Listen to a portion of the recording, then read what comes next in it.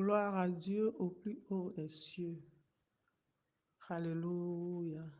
Tout l'honneur et tout le pouvoir à celui qui est sur le trône et à l'agneau immolé.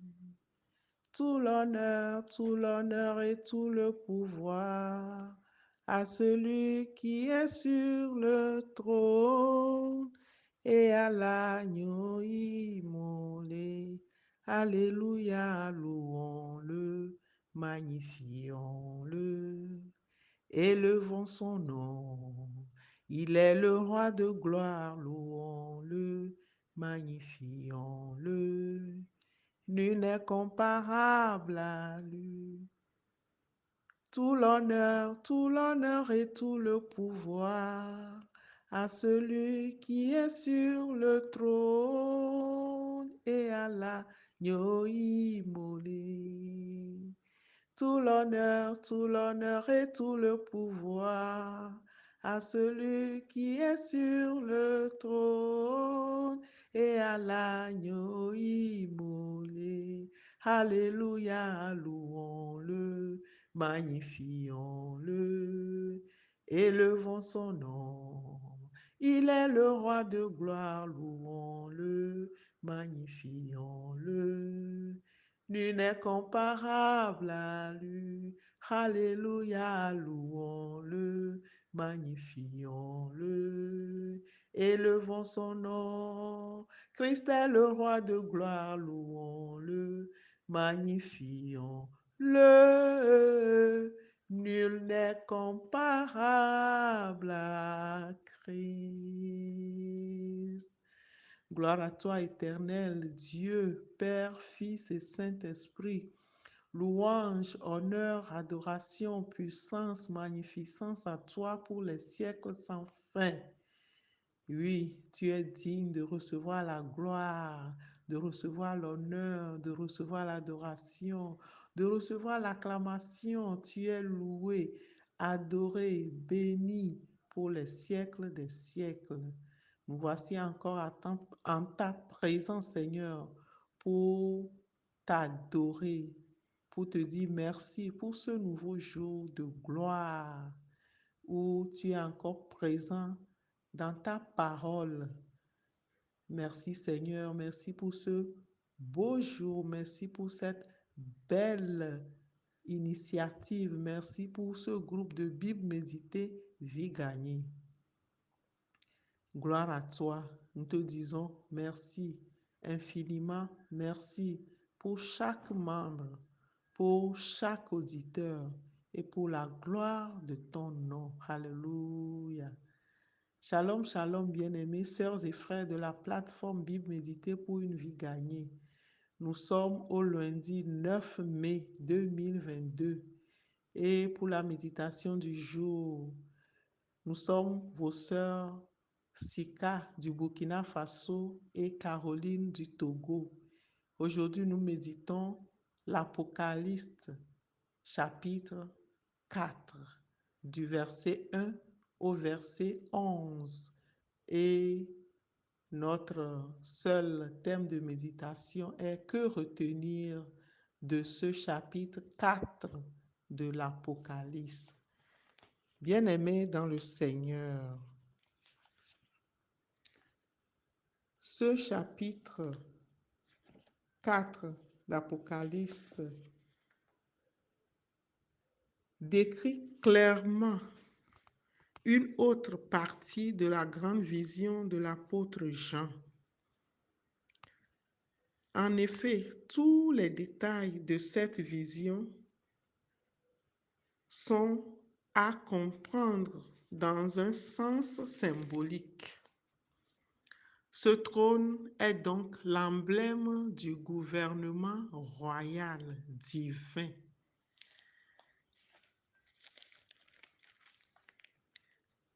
Nous lisons tout au début de ce chapitre. Après cela, je regardai et voici, une porte était ouverte dans le ciel.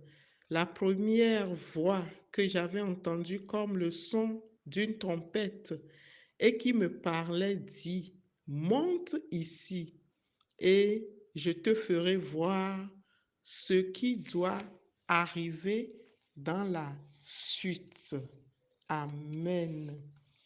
Pour contempler ces choses qui doivent arriver bientôt, et ceci après que l'Église aura été enlevée, l'apôtre fut invité donc à monter, c'est-à-dire à s'élever en esprit dans les parvis célestes. Que retenir de tout ceci, de tout ce chapitre? C'est en effet une vraie expérience surnaturelle. Il est à retenir que c'est toujours avec un point de vue céleste que la chrétienne, que le chrétien doit considérer les événements de la vie, de la terre, afin de les voir dans leur juste perspective, tout en prenant Christ pour centre. Oui, Christ comme centre de tout. Alléluia.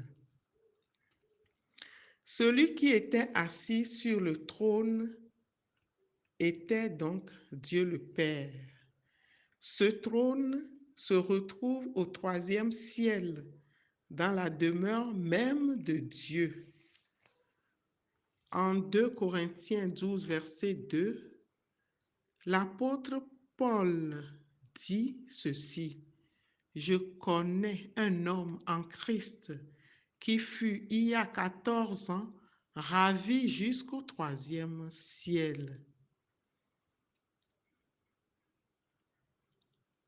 Celui qui était assis,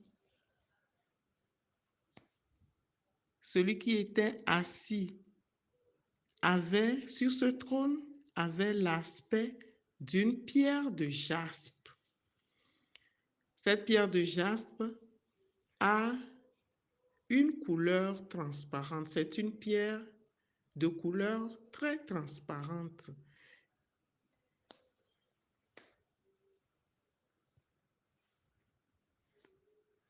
C'est une pierre de couleur très, très, très transparente.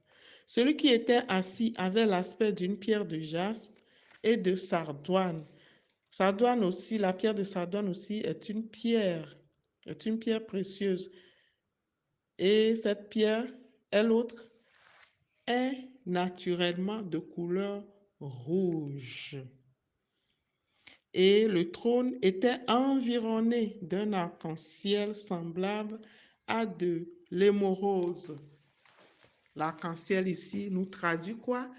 L'arc-en-ciel nous traduit donc la fidélité de l'Éternel. Alléluia. De nos jours, nous sommes de ceux qui vivent de manière contemporaine la période de la grâce. L'adoration des 24 vieillards représenterait l'adoration de nous tous les croyants, de tous les croyants que nous sommes. Et ceci serait introduit, tous les croyants seront en effet introduits après l'enlèvement dans la gloire céleste. Bien-aimés en Christ, que c'est beau. Et c'est ce que voyait l'apôtre Jean. C'est ce qui va se passer dans le futur, où les quatre êtres représenteraient des êtres célestes qui seraient des séraphins, regardant toujours continuellement la face de l'Éternel. Gloire à Dieu.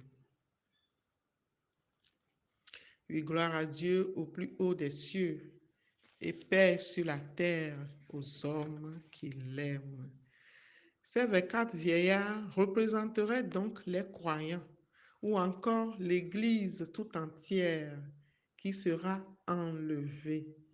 L'Église, car elle seule est décrite dans la parole, dans la Bible, comme recevant des couronnes.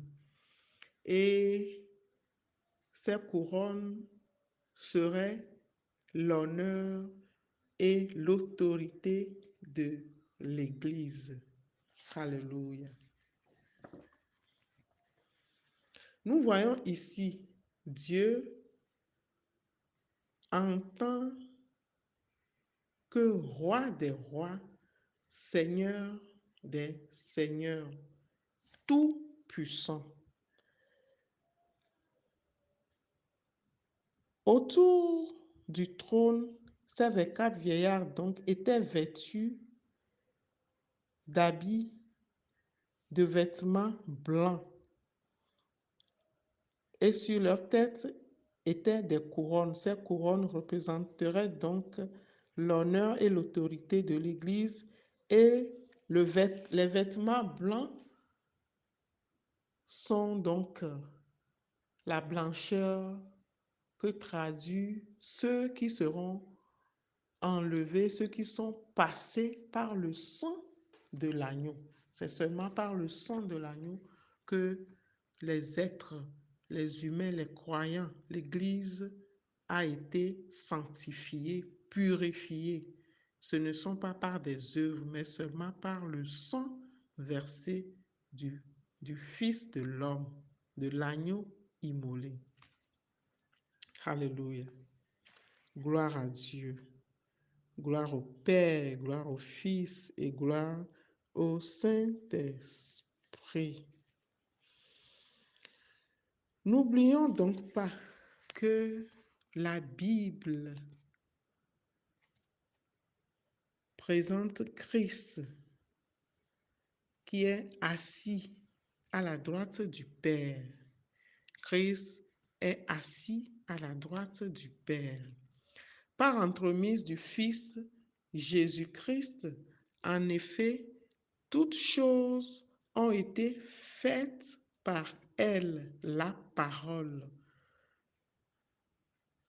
Dans Jean 1 au verset 3, Jésus-Christ, et rien de ce qui a été fait n'a été fait sans elle, car en lui ont été créées toutes les choses qui sont dans les cieux et sur la terre, les visibles et les invisibles, trône, dignité, domination, autorité. Tout a été créé par lui et pour lui. Il est avant toute chose et toute chose subsiste en lui. Colossiens 1, versets 16 à 17. Bien-aimés dans le Seigneur, nous voyons ici Dieu en tout temps comme Dieu créateur et Dieu dominateur. Dieu est ici en tant que créateur. C'est Dieu créateur. Tu es digne, notre Dieu, de recevoir la gloire et l'honneur et la puissance, car tu as été créateur, car tu as créé toutes choses et c'est par ta volonté qu'elles existent et qu'elles ont été créées. Gloire à Dieu au plus haut des cieux. Oui, nous ne cesserons de le dire. Dieu est le créateur de toutes choses. Et c'est ainsi que nous acheminons vers la fin de ce chapitre où il est dit, je le répète, Dieu éternel Tu es notre Seigneur et notre Dieu de recevoir et tu es digne, notre Seigneur et notre Dieu, de recevoir la gloire et l'honneur et la puissance, car tu as créé toutes choses et c'est par ta volonté qu'elles existent et qu'elles ont été créées.